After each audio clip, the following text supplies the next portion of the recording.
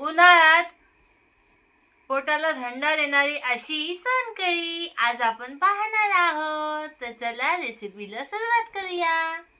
मी अर्ध्याच नारळाची सोलकढी करणार आहे. अर्धा नारळ शिल्लक ठेवलेला आहे. हे बघा, नारळ मी कापून घेतला, त्याची मागची साल सोलून घेतलेली आहे आणि आता ह्याला बारीक बारीक असं कापून घेणार. असं कापून घ्यायचं. हवं असलं तर तुम्ही विळीवर सुद्धा किसून घेऊ शकता, पण मी मिक्सरला लावणार आहे ना.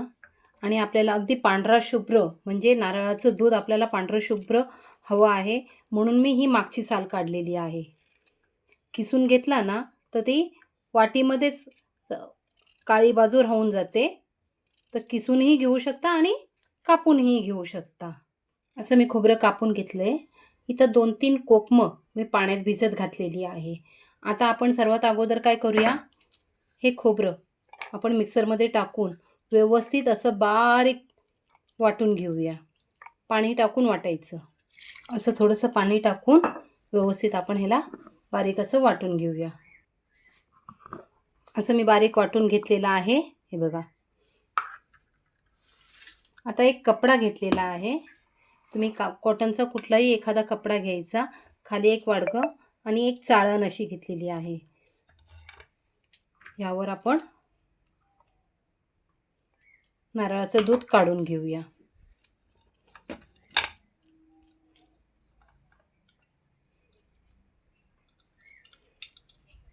तीन वेळा असंच वाटून घ्यायचं. घट्ट असं पिळून घ्यायचं. हे बघा, असं आपण 2-3 वेळा पुन्हा हे मिक्सरमध्ये टाकून थोडं पाणी टाकून. हे बघा, पांढरं शुभ्र डेसिकेटेड कोकोनट. ह्याला तुम्ही उन्हात सुकवून कुठल्याही भाजीमध्ये वापरू शकता, म्हणून मी हे असं केलेलं आहे. आता पुढची कृती तुम्हाला मी दाखवते.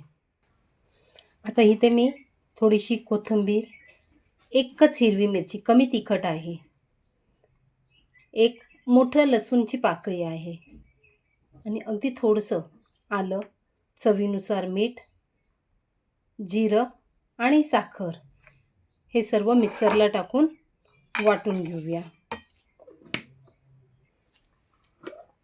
हे बघा, असं जाडभरड झालेलं आहे. त्यात आपण जे कोकमं भिजवून ठेवलेली ती अशी चुरून घ्यायची आणि थोडं पाणी आहे ना यामध्ये टाकायचं आणि मग मिक्सरला फिरवून घ्यायचं.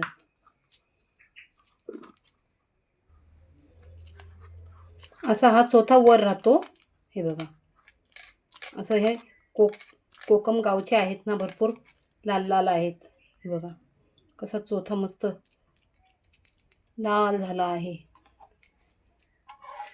मैत्रिणींनो, जर तुम्हाला अगदी गुलाबी सोलकढी जर हवी असेल ना, तर तुम्ही त्यात थोडंसं बीट असं वाटून टाकू शकता. मी नाही टाकलेलं आहे, कारण आमचे गावचे कोकमं आहेत ना, त्यामुळं मी बीट नाही वापरलेला आहे.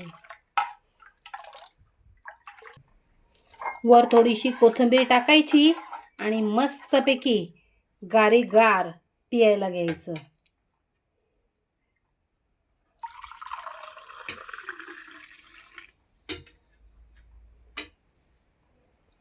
हे बघा किती छान झालेला आहे. तुम्ही बघू शकता. उन्हाळ्याच्या दिवसांमध्ये आपल्या पोटाला थंडावा देणारं पेय म्हणजे सोलकढी. एकदम पारंपरिक पद्धतीने बनवलेली ही सोलकढी आहे.